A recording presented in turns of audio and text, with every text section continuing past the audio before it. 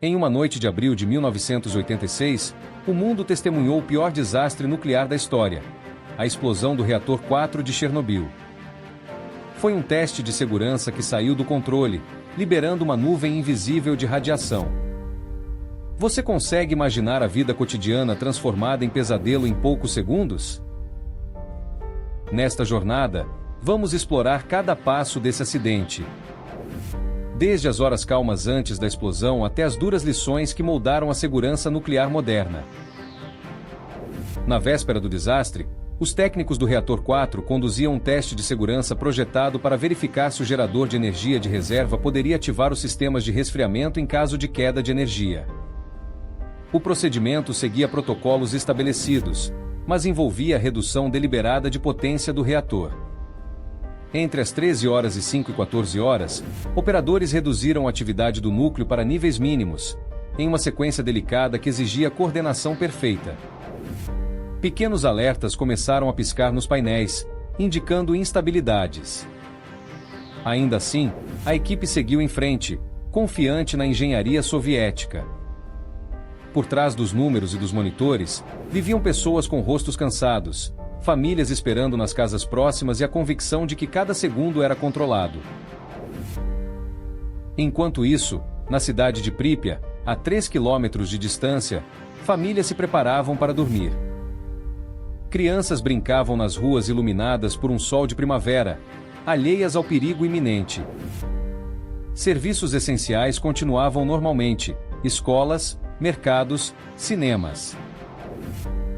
A rotina de 49 mil moradores parecia tão segura quanto sempre, fruto de décadas de orgulho tecnológico no coração da União Soviética. Mas sob essa fachada de normalidade, falhas de projeto já haviam sido detectadas em outros reatores. Relatórios sobre barras de controle com design deficiente e sistemas de emergência lentos nunca foram completamente investigados. A confiança na burocracia e a falta de transparência deixaram brechas. Quando as luzes piscavam de forma irregular naquele 25 de abril, ninguém poderia prever o abismo de radiação que se abriria. Mal sabiam eles que cada decisão naquele teste, por mais técnica que parecesse, carregava o peso de vidas humanas e daquele solo ucraniano que logo seria contaminado. Em poucos minutos, a calmaria daria lugar a um estrondo capaz de mudar o mundo.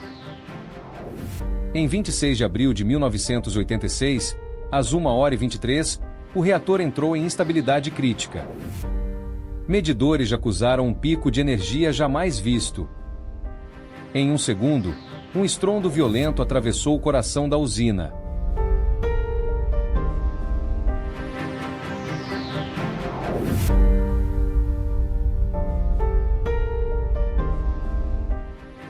O vazamento de radiação atingiu níveis 400 vezes superiores aos padrões de segurança. Alarmes soaram, mas o pânico se espalhou mais rápido do que qualquer sirene. Os operadores, atonitos, tentaram entender o que havia acontecido. Alguns corriam em direção aos painéis de controle, outros buscavam mangueiras de emergência. Embora treinados para falhas menores, ninguém estava preparado para a magnitude daquele colapso. Em meio à fumaça, rostos sujos de poeira nuclear revelavam o medo mais profundo, o invisível. A radiação não queima como fogo, mas corrói o organismo sem aviso prévio. Nas áreas externas, guarda-florestais perceberam uma luz azulada sobre o reator, o fenômeno conhecido como coroa de Cherenkov. Era um sinal aterrorizante de que partículas atômicas escapavam livremente. Em segundos, o desastre deixou de ser um problema técnico e tornou-se uma ameaça global. Dentro da sala de controle, o diretor da usina ordenou a evacuação parcial da unidade 4.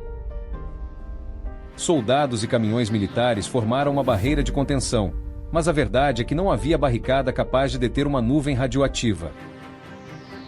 Fotografias amadoras capturaram trabalhadores com máscaras improvisadas tentando parar o avanço da contaminação.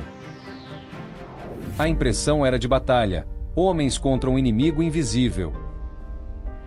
Enquanto estoques de césio, estrôncio e iodo se espalhavam pelo ar, a usina entrava em modo de emergência absoluta.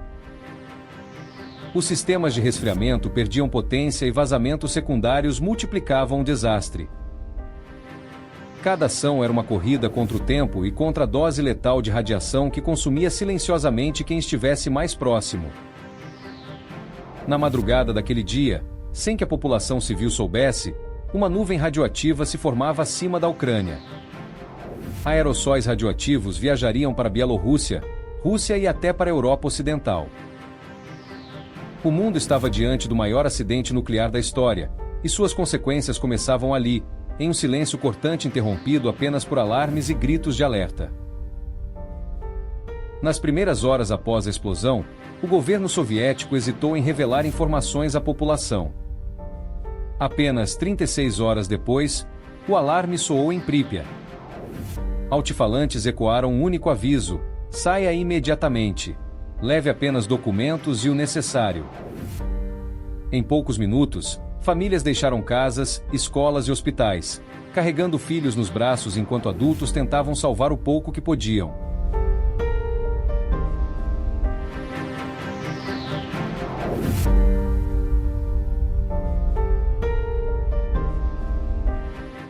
Imediatamente, a zona de exclusão foi ampliada para um raio de 30 quilômetros, abrangendo quase 20 vilarejos e impactando 116 mil pessoas.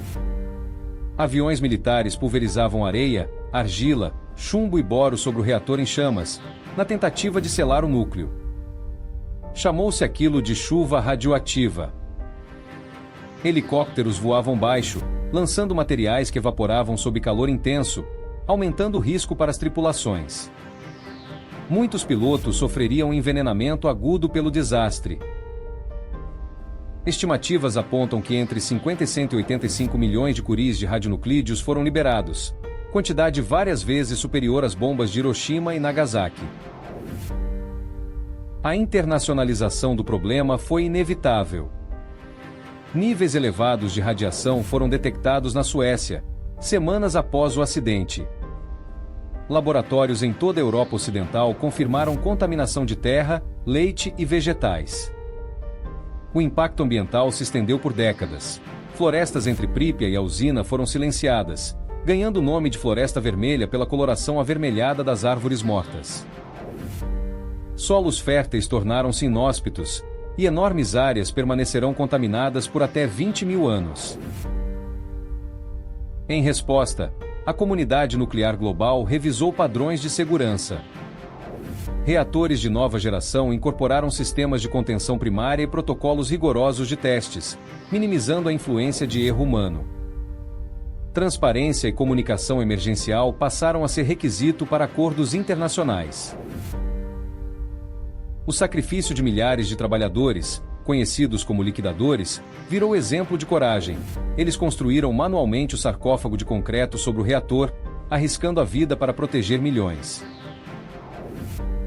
Hoje, a zona de exclusão de Chernobyl permanece como testemunha silenciosa da catástrofe.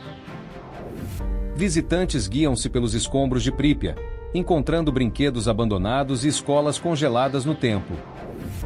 O sarcófago original já foi substituído por uma nova estrutura de metal gigantesca, concluída em 2016, capaz de conter a radiação por mais um século. Ainda assim, o fantasma de 1986 paira sobre o futuro da energia nuclear.